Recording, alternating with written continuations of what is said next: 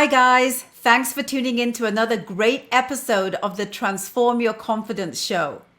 Are you weary about the hypersensitive social culture that we live in today, where any type of political incorrectness can have grave effects on your brand?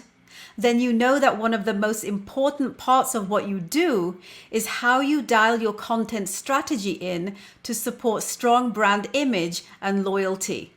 In this week's theme of branding and marketing, part 2 of my 2-part series is entitled The Power of Content Strategy to Brand and Market Your Business for Success. My guest is one of Canada's preeminent thought leaders in content strategy, Mohit Rajhans, and here's what we cover in part 2. We talk about the most commonly used content strategies that brands should be using to stand out in today's content overload culture. We break down the connection between brand loyalty, content strategy, market conversion, and sales. I asked Mohit if there's a difference in content strategy when starting a brand from scratch to pivoting an existing one to get market share. Then we close off by discussing the relationship between how the core values of market segments and niche branding require focused content strategy to drive company success consistently towards the bottom line.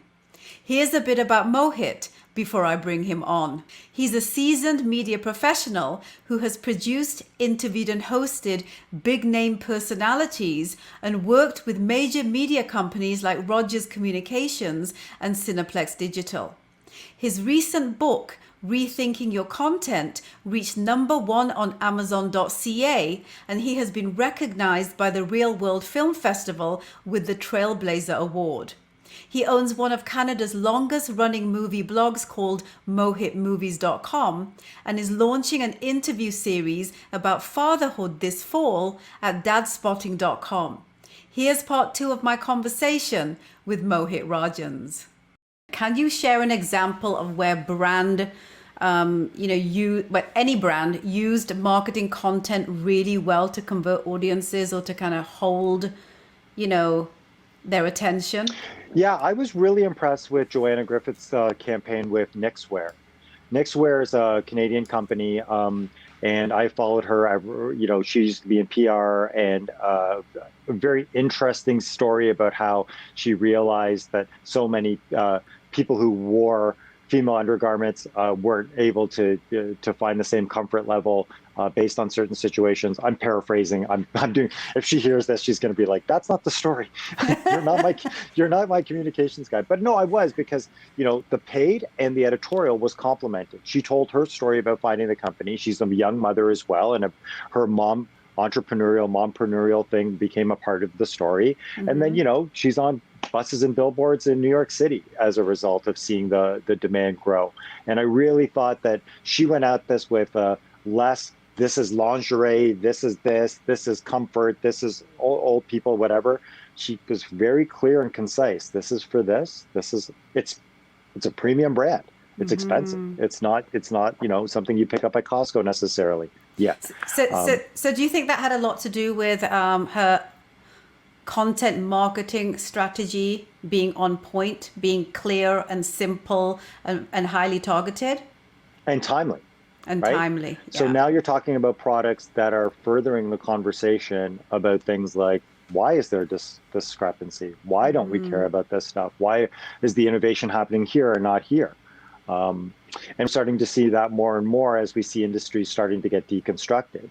That's the other thing that we should sort of refer to, is that no longer are you making content in a vacuum just to hope that people are going to be able to connect with it. There's feasible ways for you to carve out your voice, create an audience for yourself, get patronage, and sell directly to them without even leaving the confines of what you're comfortable with. Mm-hmm. And if you realize that your digital footprint matters and that you have the ability to utilize these tools in a way, then it's really up to you about what you want to invest in it. It's not really up to anybody else. You're going to hear a lot of no's from people, but that doesn't mean you can't go back to your workstation, whatever it is, and continue to work at what it is that you want to see in fruition, right? And that's the beauty about digital. I think that's the thing. I think you really kind of, hit on a key thing that I really want everyone to take away with them. And that is, the thing about branding be clear on what your story is if you're a founder, and how is that story connected to the product, and Yeah. how does all of that fit into what people are looking for today, what their value system is. And that's the other thing. There are so many different, and we finished talking about this, Mohit. There are so many different value systems based on age, gender, socioeconomic upbringing, and so many other things that have always been there but have never been recognized until social media and the digital footprint came into play, where all of a sudden everyone is able to stand up on their own soapbox and say, this is who I am and this is what I believe in. And all of a sudden people like them start to find them, and people get their own ecosystems, they get their own tribes, right? And the whole world may not know who they are, but they have a huge following on a specific platform.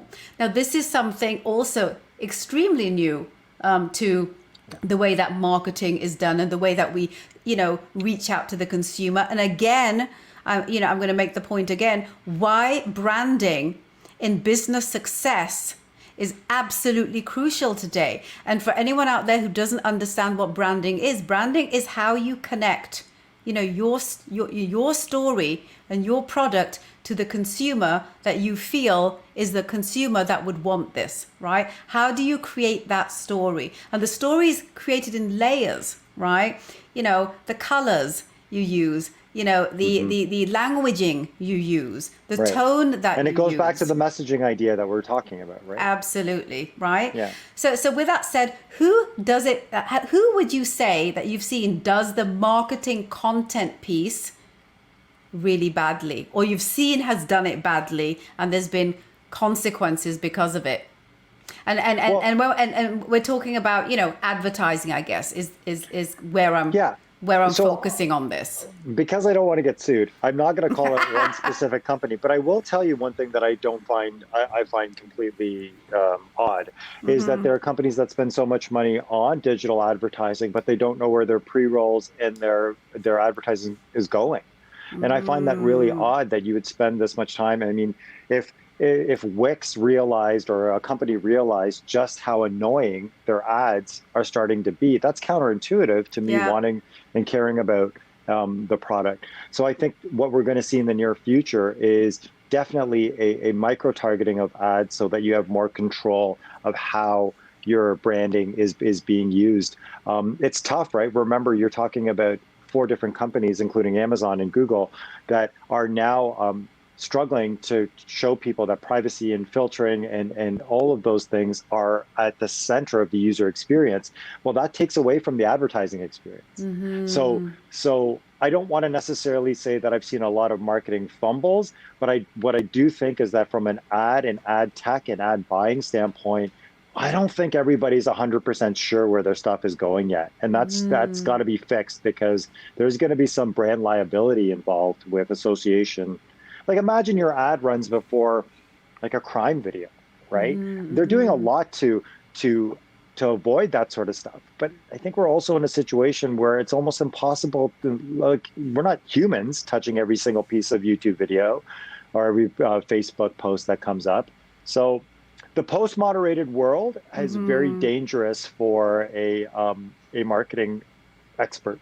And so I hope that some because of of all these the algorithms, right? All the algorithms, programmatic ads. You go somewhere and all of a sudden it follows you all over the internet wherever you go. Well, and then we have new privacy things coming up. Sorry, I should very, very quickly mention that. Yes. Apple is about to introduce an update to their iOS, which will prevent Facebook pixels from being able to track you in your customer journey. There are other privacy issues. Haven't they already done that? Hasn't that been rolled out just recently? The iOS 14 has been rolled out. The actual feature that prohibits certain social media tracking, etc., is a slow roll from what I've heard. Like, it's not a switch. I think that's to give people, like my clients, Facebook ad time to make adjustments so that because Facebook's going to take a hit from this, right? Their advertising revenue will automatically drop. They are an automation king, right? So it's clear whether people have hit on something or not. There's no hiding from it. So unfortunately, this is the reverse problem, where all of a sudden they're like, oh, well, we're not going to have access to all these users anymore. So now we have to make sure that we show that value. The reason I got into that, I don't remember. Oh yeah, the privacy stuff. And then of course, Google's doing the same thing, where Google's actually, it's interesting with content. Google really wants to figure out a way for you to just live in their house between YouTube and Google Shopping and their actual search thing, and AdWords. They want you to create content within their sphere, sell there as well, be found there, and all of that stuff. And it'll be interesting to see if they're able to do that, because companies like Shopify don't want to play ball with them. They want them to be independent. So I don't know if I answered your question, but I definitely wanted to make sure that I threw those points out. Well, I think that what you did is you kind of expanded on it and brought up a number of really relevant points that people need to think about when they go to market digitally speaking, right? So let me ask you this. What would you say are the top 3 ways you feel content strategy, be it editorial or marketing centric, can be used by brands to connect with their ideal client? Like what, just give me 3 that you think everybody should know about that's going to market. Yeah, one thing is focus less on content strategy and more on platform strategy. So it's now time for you to stop thinking that one piece of good content works everywhere. It's now you have to show the respect for the companies that are being built around you, and understand you can get a lot of success out of drilling down on one thing, or you can get a lot of success out of using that same content in multiple ways. But don't use the same content the same way everywhere you go. It doesn't make sense. If they built something that was supposed to be pressed with one button and go everywhere, then they would have. Right by now, that technology exists, and that technology and conversion would have been amazing because everyone would have been successful. That's not what's happening. The second thing I'd like to mention, I've mentioned this before, is you got to know where your audience is. If you are a yoga instructor and you have a 3-kilometer radius of people that you want as your client base, you don't need to be advertising Vancouver. Your content doesn't need to be seen in Taiwan. So I think that we're now at a place where we have to be very clear about where your audience really is and how that audiences function based on whatever your content strategy is. And 3, and I've said this before, your growth only comes from being curious. You have to constantly find out what's keeping people interested.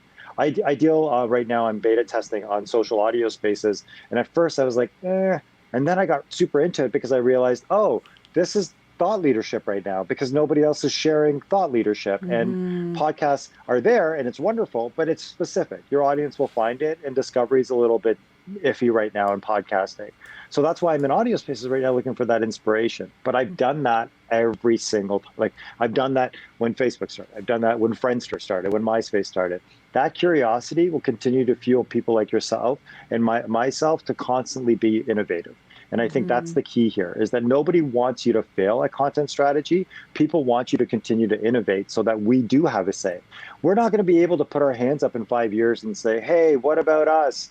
Why didn't we get to do this? And 5 years are going to be like, well, you've had 15, 20 years of this no holds barred. You made the rules and you didn't figure it out then. Like, you know what I mean? So I think that it's very important for us to stop asking for so much permission and start taking, hey, I'm victim of it too. Oftentimes people will say to me, not people, but when I'm speaking to potential clients, they're like, so what is your sell here, right? Like, what are you selling, and et cetera. And I know the type of work I want to do. And unfortunately, with the type of work that I want to do isn't in a direct sell. It is in a relationship, in a project that we work on together, in advice that I can give you, workshops that we can do together. So I think it's important right now for people to also encourage that curiosity, and skilling up is a big part of that. Absolutely. A lot of, great wisdom here. Clearly you are a thought leader, Mohit, because your trajectory is always thinking about what's happening next. And I think that that's the great value that you bring to a conversation like this is, today's already happened, right? And we, and I do believe that you can learn from yesterday. I do believe that if you're thinking about doing something today, you're already maybe too late. I do agree with your idea behind that. So let me ask you this then. For those who still don't quite understand the connection between content, brand strategy, market conversion, and sales, can you break it down using a simple example for them? Well, I mean, Is there, it's not a simple question. it's not. And you know what? Here's the worst part about what you're saying is that you're actually getting into something that we haven't spoken about yet, which is a little bit of a misnomer, and that's MarTech, right? And marketing technology.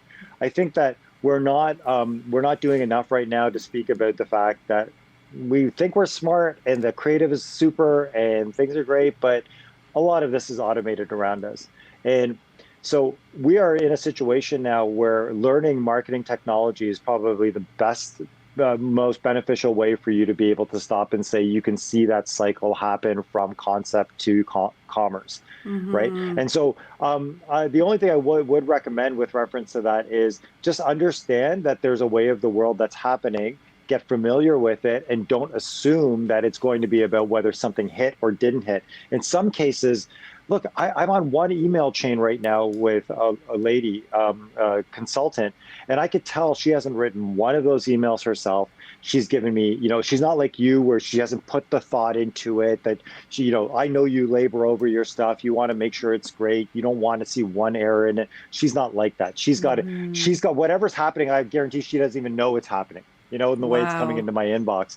But that's marketing, right? Email marketing is a huge, huge way to connect with people. And I think that we have to be a little bit less, what is the big, and more, again, know the audience. Where is it? Your mom blogger audience is in your newsletters, and therefore email addresses at 2,000 to 3,000 a piece makes that audience for you. You don't need to be the mom blogger on City TV at that point, right? You can be fine and fed in that situation.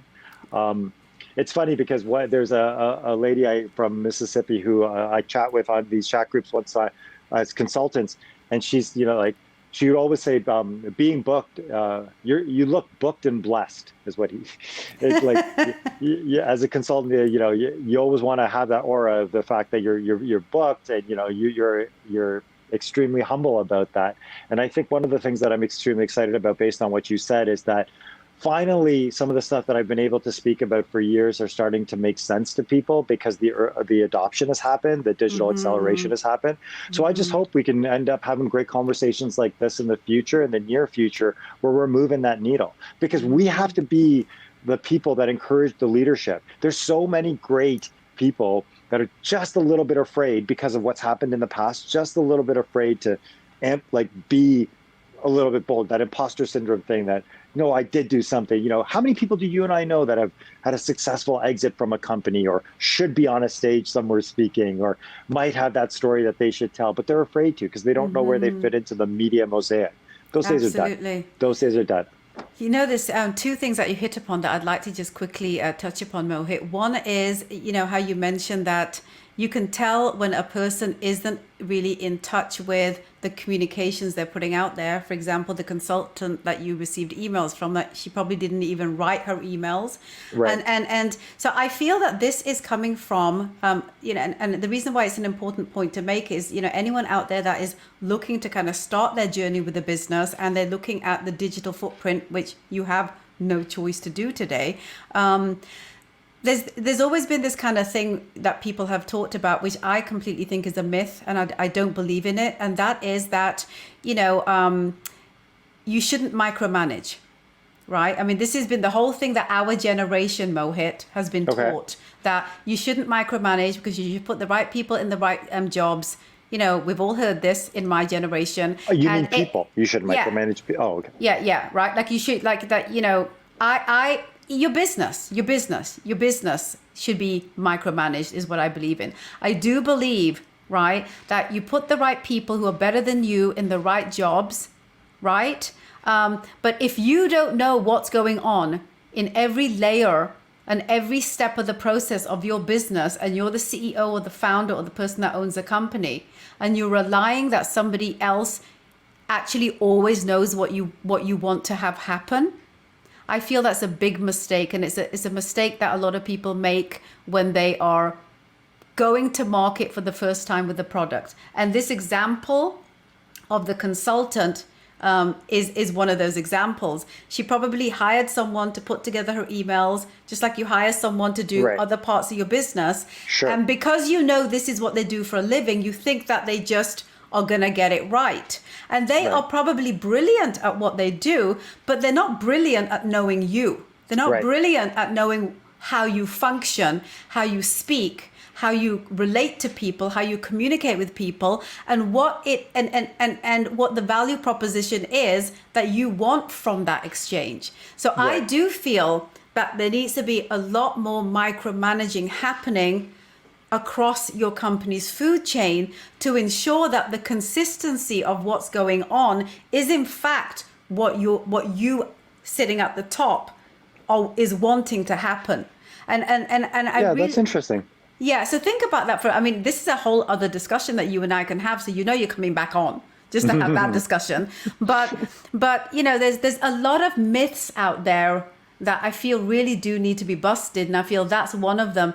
If your neck is on, is on the line, right? If it's your money that's being invested in this product or service or whatever it is that you're doing, and you're the one that's got the most to lose, why are you putting everything in the hands of someone else and hope that they can get it right just because they happen to be doing this for other people? Because they don't know your audience as well as you do. They don't know your value proposition as well as you do. And even though they may have the tactical skills, right, they still need the massaging that comes from you because you're the one that's got everything to lose. Yeah. I think that one of the things, though, that we have to be careful in reiterating with people is that there's a difference between personal brand and branding, right? So if you've got a product you're bringing to market, you've got a supply chain that factors into everything that we're talking about. But when you're putting yourself out there and it's your business and it's multiple layers of your own business, yes, you're 100% right in that approach. In fact, I think that one of the way the pendulum swings the other way now is that somebody like yourself benefits way more because of that personalization involved than somebody like the consultant we're referring to, because they might think they're personalizing, but they're personalizing from 3-4 years ago in an automated newsletter format that doesn't hit the right tone. So if we go back to the original, that used to be the case, like Mohit. That used to work then because it was new and you felt like, oh, this person is. There's touch points happening. But now we're living in a world where that touch point isn't good enough. It's not enough. It's the messages again, right? It's the way that they are received, how you're being able to connect. But you know what? Let's also not forget the fact that in that personalization comes an enormous opportunity to find new audiences. Yes. And so that's one of the things that we can't get too down about here is that, well, we can talk about semantics and how people approach one thing over the other. The beauty about all of this is that there's nothing but audiences to be found. I've connected with so many people in the past 6 months that I would have never thought that I could have a connection with. And it's only because of content. It's only because of what I've been able to do and have great conversations like this, etc. So just understand that whatever tools that we're referring to, both positive and negative, both soul sucking and completely catapulting your career, the best part is there's nothing but audience to be had. People are way more digitally savvy than they were in the past, or content savvy, and there's audiences are growing and changing. Look, this next generation is going to be of no race, of no gender, of no, of not, and we have to capitalize on being voices in that and making sure that they don't get stuck in the same situations that we got in, which was uncertainty. Do we have a voice? Do we have visibility? Do we have ad buying power? Do you know that it wasn't, well, you know this, but up until a decade ago, some geographic and buying information for minority groups wasn't even available, right? Yeah. It wasn't even being calculated. Yeah. So I think that's where we're going to move this digital footprint into a place where we're here, right? And we're a bunch of us are multifaceted and we're able to contribute at a level as a result of the experience that we have. And this is the thing, right, Mohit? To me, digital is the greatest thing that ever happened to the possibility and the opportunity to be heard and to get equalization out there. I don't think there's ever been a time when we're more poised or positioned for something like that to be a real possibility. And social media alone has changed the game in the way we consume content, the way that we consider content, the way that we have opinions about society, the way that we will not accept certain things right? You can't push it under the rug anymore because people get called out all the time. So there's positive and negative in everything. You and I know this. Everybody knows this. There always is. And I think that that's the thing, right? You have to kind of weigh that stuff up. And coming back to the top of the conversation, when you look at editorial, you look at, marketing, and you think about, the content strategy around these two. Obviously, there's going to be pros and cons because of how complicated it is. And there's so many minutia layers associated with how you can go to market. Whether you decide, I'm going to stay in LinkedIn because the kind of client I want is there, so I don't need to be everywhere. Or if you decide, I feel I need to be everywhere because the big brands are everywhere. That's another myth people make a mistake on. The brands are everywhere because they've got the dollar to be seen everywhere. Sure. Right. And my thing is that find where you need to be based on what it is you're putting out there, and taking the time to understand, what your client avatar actually is, because your branding game needs to speak to them, and your marketing game needs to go where they are. Like, right. Gone are the days where you build it and they will come. Yes. Gone are those true. days. Like we're living in a world now where are they is where you right. need to be. Yeah, you build it and then you got to tell people about it. Exactly. So is there a difference, Mohit, in the process between starting a brand from scratch to pivoting an existing one, and when it comes to content strategy to market a brand to get market share? I mean, I know it's another open-ended question, but who can I have these conversations with other than you? I think more so what I would like to drill down on with that is the idea of what, there's no misnomer around what the idea of a pivot is, and that you should always be testing. I tell people often that 75% of your paid advertising budget, especially in digital, should be for that paid, but you should save 25% of it for experimenting. And that the idea of pivoting should be a little bit more practical, in the idea that you should be A/B testing things, and you should try different ad formulas, and you should try selling on different types of ad platforms as well. That's the sort of innovation that we need now. We can't be afraid that if we, poured $250 in an advertising campaign on Facebook and it didn't work, that it's never going to work again. That pivot that we're talking about has to be a little bit more practical in the tools that we're using to stop and say, okay, this doesn't work here, or this works in 5-10 minute segments, right? And not 150-minute, whatever the case is. And you should, and don't, the other thing I always try to reiterate with people, don't be afraid to repurpose your content. Just because your content was one thing in one place, it doesn't mean. In fact, I'll be honest with you, Raj. One of the things I'm trying to do right now is with, I have things that I'd like to do, like a host, et cetera, but I've been a little reluctant just because I've been very fortunate in some of the stuff that I've been doing recently. But now I'm starting to realize that when I do what I'm going to do, my content's never going to be one place for one thing. I'm going to figure out a way that it's going to be multiple things. So it can be a conversation about digital transformation 1 second, and it can be about the movies that the person has been in the next, right? I think that's where we have to start to think a little bit more about a wider range. And you're a perfect person for that. I mean, you've shown that content is king, especially in establishing connection. And I think that it's important for, when you go into your archive, you're going to start to be able to be like, you know what? I've got more stories here. I've got more interesting perspectives that I can bring to the table. What else can we do? And that's what I'm excited about, because I think that there's a gap there as well in some of the stuff that even people like yourself were able to do for years. And what is the relevance now? Is there, and how does it work? Don't be afraid to revisit some of that content, especially considering how much hard work you put into it. I love that. Not just you, but you're talking about anyone out there, right? Like, everything's about context, right? I mean, you may have, for example, interviewed someone on a certain context, but there was a nugget of wisdom that you can pull out of there that is relevant to a context that you're trying to talk about to your audience today. That's basically what you're talking about. Yeah. Let me give you one great example just from you alone. Yeah. You have probably interviewed in the past decade most South Asian female celebrities in the world. Okay. Imagine the changing conversation that that represents in the next 5 years when female leadership empowerment is a mandate across the board. Now, you don't need to exploit that, but if you went and created an editorial or a series out of pulling that together, now you've got other ways that you're using your content that are way more clear to your brand, right?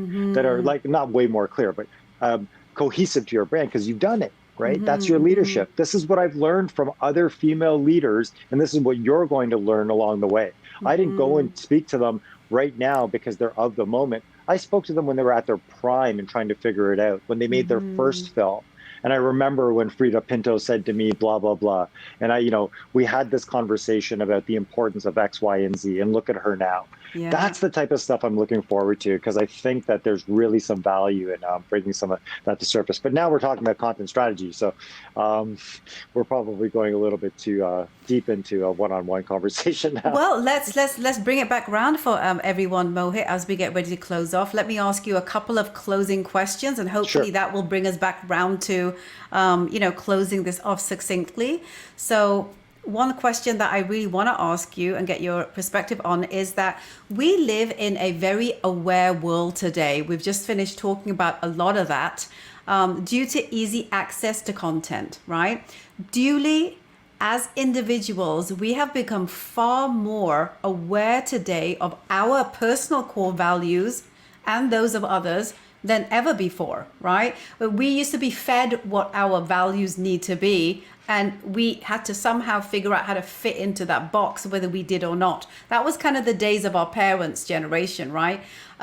Now, that it's almost like things have flipped around, where the awareness and the accessibility to content being so easy helps us to be able to find other people like us, therefore almost authenticating or legitimizing that we're allowed to be the individual that we are with the core values that we have, as well as recognizing that other people also have a very diverse range of values that maybe aren't something that we resonate with. With all that said and done, this has elevated the importance of the role of branding to become one of the most important aspects of driving company success to the bottom line. Because if they don't get that piece right, people are not going to be loyal to their brand. And without loyalty and converting people with your brand messaging, right, it's very difficult to sustain the growth of your company. I want your comment on that. Well, I mean, from a purely academic standpoint, I think that you start to see the success stories of brands not falter through the years. They've got the decade run. They've got decades of runs that a conversation between you and I and dissecting how it's ended up working will never be able to give it the respect it deserves. But from a personal standpoint, I think what you're really hitting on here right now is that there are too many places to falter, right? And there are too many places for your brand to get it wrong. So rather than sort of look at it as this, put this backpack on and make sure branding never gets screwed up at my company, I think what we have to look at it as, where are the pitfalls for us not being able to get it right? And from that, we're working into a place where positive is only being built towards, right? Unfortunately, we're still slightly in a situation where we're trying to clean up a little bit of a mess. There's still corporations that are going back and deleting old posts as a result of saying, this was a funny joke in 2013 and it's not funny anymore. I just don't think we're at a pace yet where we're able to sort of take a statement or a question like what you just said and stop and say, look at X, like this ended up happening, and look at Y. Instead, I think we've got to all go into our sheds right now as brands and people and stop and say, what have we have not fixed yet? What is not clean? What is not clear, right? What have we not... and remember, the one thing we have to remind ourselves, Raj, is that none of these platforms, these media companies or anything, none of them owe us anything. There's no freestanding thing where it's some community government-based organization where we don't pay. So we have to remember that whatever it is that we're trying to do from brand or content perspective, that every platform that we're working on could be gone tomorrow for whatever reason. Yeah. And so we have to come back to what our personal asset kit is, what we keep in our own folder, the one that says Raj on the desktop. that's really the only thing that you end up keeping with you. So don't get Mm-hmm. lost in any sort of platform thing that makes you stop and say, well, if it doesn't work this way, it's never going to work at all. Instead, go back to how that content, brand, and messaging becomes more important and aligned with yourself. Wow. I think that's a great place to finish off because I feel that you've, really rounded things off beautifully for people, Mohit. So, any final words that you want to share with people to, if there's anyone out there that still quite doesn't understand the importance of content strategy, the difference between the editorial component versus the advertising component, in terms of driving brand loyalty, what would you say to them? I mean, start from the beginning of this episode and listen to me. You know what, Raj, we've touched Yes. on so many interesting topics here that I would, there's so many things to dissect within it. And I think that the beauty about even starting a conversation with somebody like yourself is that you haven't even been given the mic properly to do a full audit of how your wealth of experience really is. You've given me this stage and we're having a great conversation, but you're a living example of where some great achievements can come from even making mistakes. So Mm-hmm. let's continue to not make this it has to be a formal thing each time. I think that if you continue to further the conversation, I'll be there to further it with you.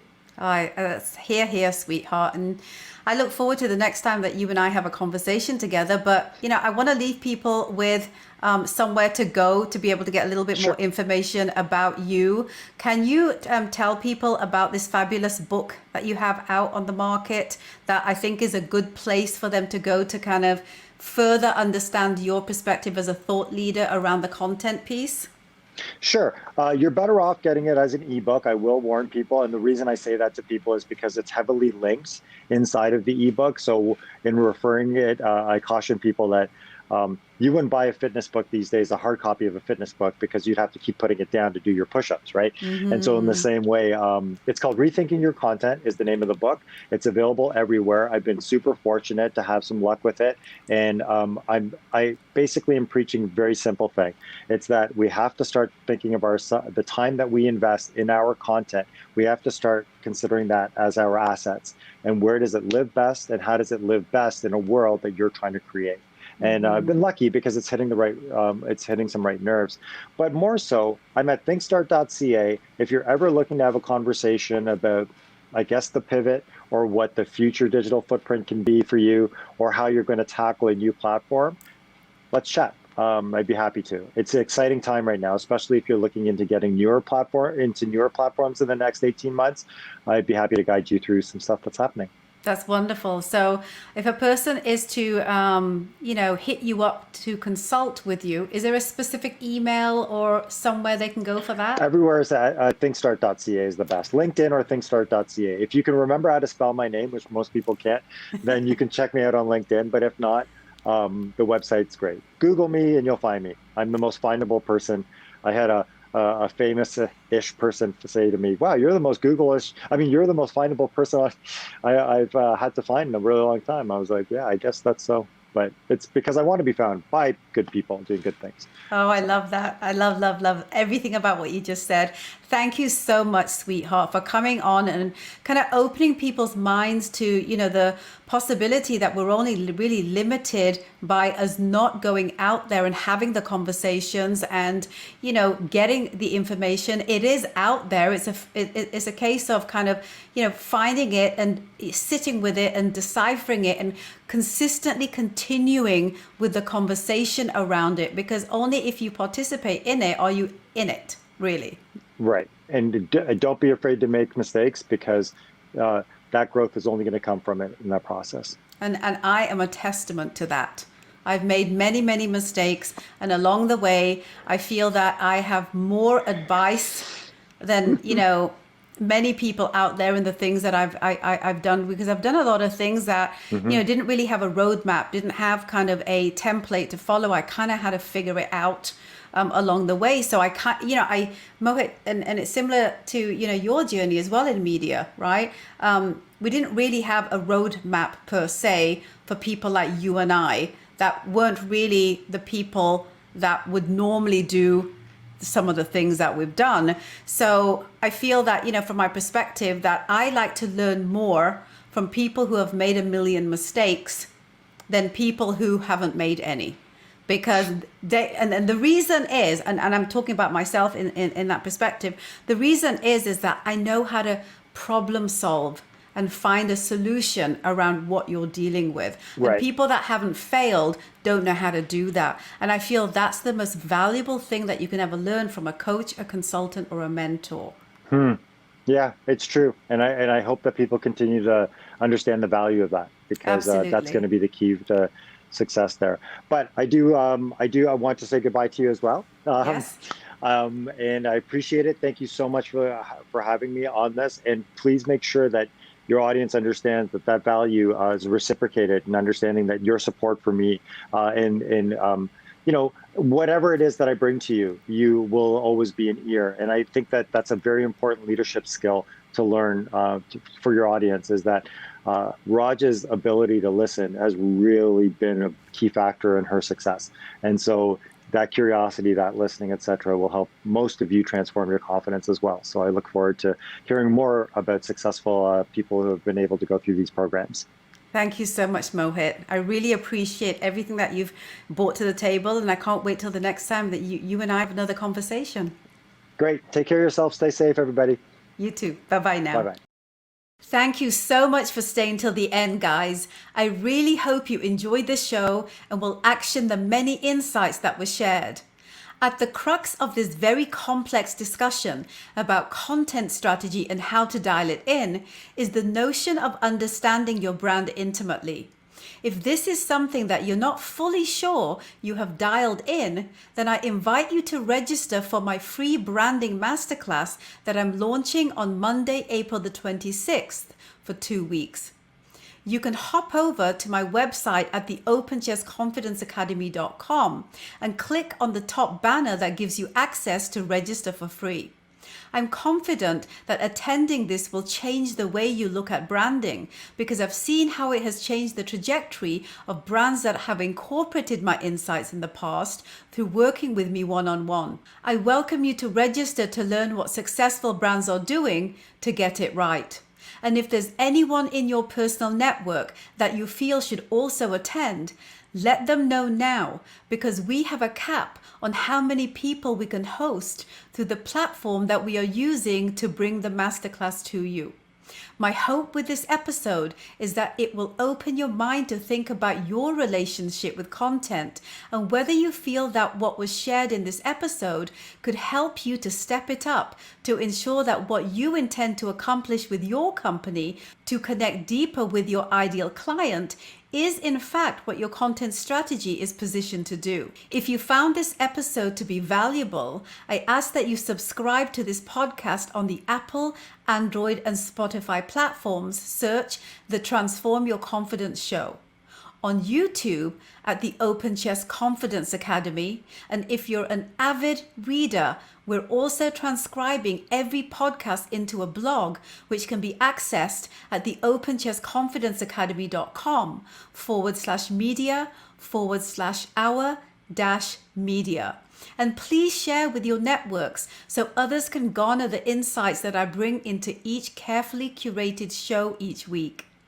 And I invite you to join me in my private Facebook group at Transform Your Confidence, where I share knowledge and resources about mindset, media, communications, branding, marketing, leadership, and advocacy for busy executives and entrepreneurs like you who are seeking to elevate the quality of their life. I pop into the group regularly to answer questions that the members may have on any of these topics, so hop on over. It's free and insightful and full of great networking opportunities with people from around the world who, like you, are seeking to grow and level up and accomplish the next big thing in their lives. And as always, thanks for tuning in, guys. Until next episode, take care of yourself.